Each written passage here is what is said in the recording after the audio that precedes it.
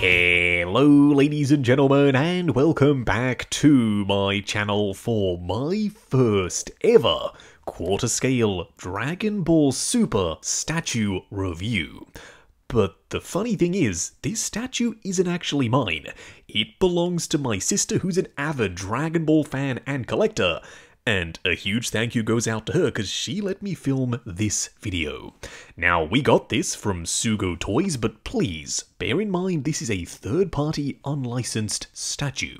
I have popped the link in the description below for your reference purposes only. This is by no means a promotional video. This is a statue that she picked up for her own personal collection. Now, that doesn't mean I am not going to be picking up any Dragon Ball statues. I have my eye on a few, such as the Prime 1 Studio Goku. Do let me know if you'd like to see a review on that, if you think it would fit into the statue collection, because that would be my first, and so far, only Dragon Ball piece.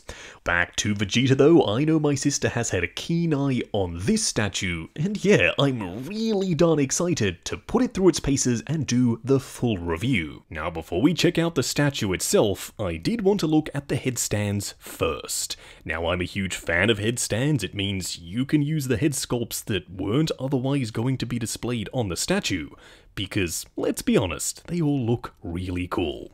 On the underside, you've got an image of the fully completed statue. There are some hexagons which make their way all the way around, plus some circuitry, and it's painted really nicely. There are some washes in the crevices, there's gunmetal, and there is some silver dry brushing.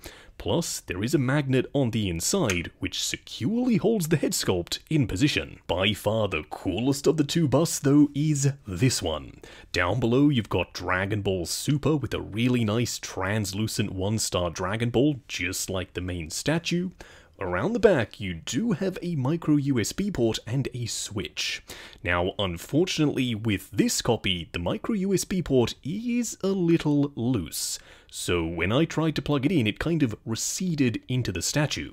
Now, hopefully that doesn't happen to yours, but that means for the purposes of this video, I can't really show you the light up, but I can explain how it works. Now you plug it in, you flick the switch, relatively straightforward, there's a light around the back, and multiple blue lights around the front and on the sides here. It's a really cool effect. I did have it working once, but now the micro USB port simply doesn't want to cooperate. You do have a little logo that says Super Saiyan Vegeta, a nice touch, and the rest of the base has a ton of detail, and it's really nicely painted. There are some gold sections, some gunmetal sections, some blue, some translucent red cables, and you do have a ton of dry brushing. On the underside of the bust, a bunch of hexagons and the circuitry, just like we saw with the much smaller headstand. Then up on top, it's kind of a chopped off version of the torso from the main statue. Now honestly, I kind of wish there was an option to get two of these, because as I said, this one is quite clearly the more exciting of the two. What we are going to do now though is get the statue itself out here and take a closer look. Which means, as with all of our statue reviews, starting off with the display base first, and there is a lot to look at here. There are multiple different layers. Starting off with the bottom layer, there's a ton of tech detail. It's kind of painted in the same way as the more detailed bust. It's got some gunmetal sections, some gold sections, there are washes, there's dry brushing. It looks beautiful. You also have Dragon Ball Super front and center, plus a ton of aura effects. It's kind of as though Vegeta is powering up and his power is emanating through the display base itself. You also have the remnants of what would be either a Capsule Corp ship or his Saiyan pod, and a Dragon Ball that is free floating. You can put it wherever you want. Now, those aura effects that I mentioned just before actually do light up. You get a micro USB cable, and there are 3 different lighting modes. A flickering one, a pulsating one, and then one that's simply on. Don't worry, you will see the light up in low light a little bit later. Moving on to Vegeta himself, there are a bunch of these little lightning effects which add a ton to the presence. When we zoom out, you're going to see exactly what I'm talking about. Some of them peg in, some of them simply sit in there with friction, and others simply magnetize onto the surface. Now, the boots are really nicely textured.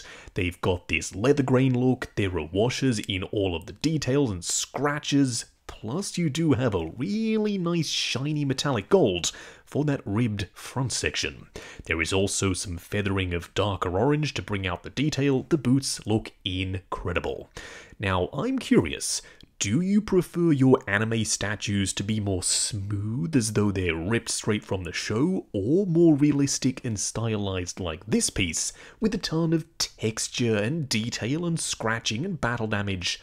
For me, it's absolutely the latter.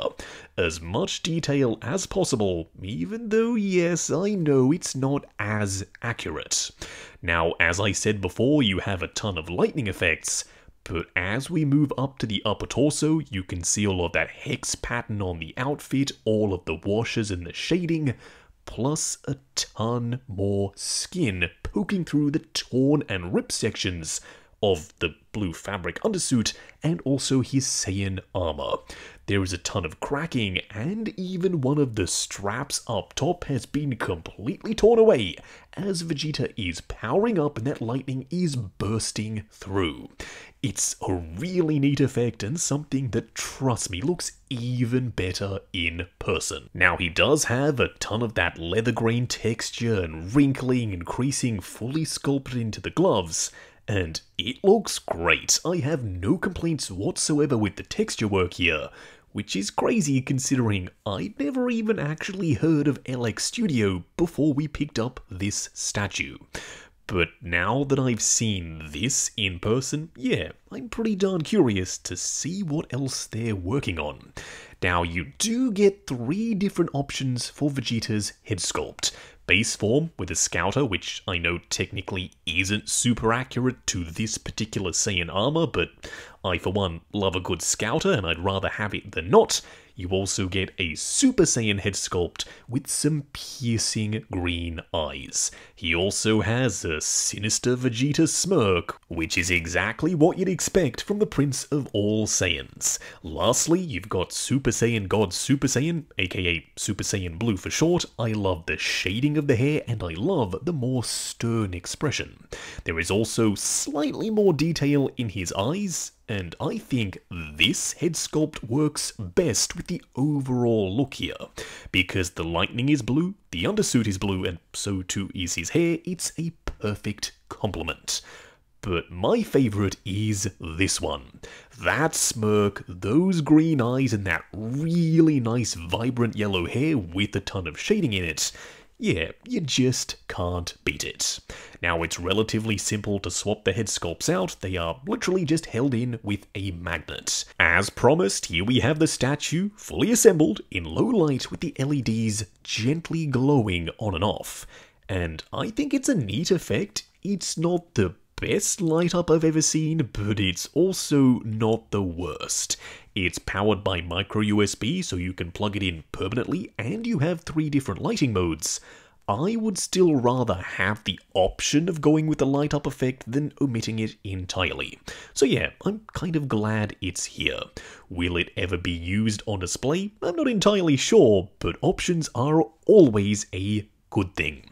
Now, just wrapping up on LX Studio Vegeta, I had no idea who this company was going in, but I'm suitably impressed. This piece is awesome.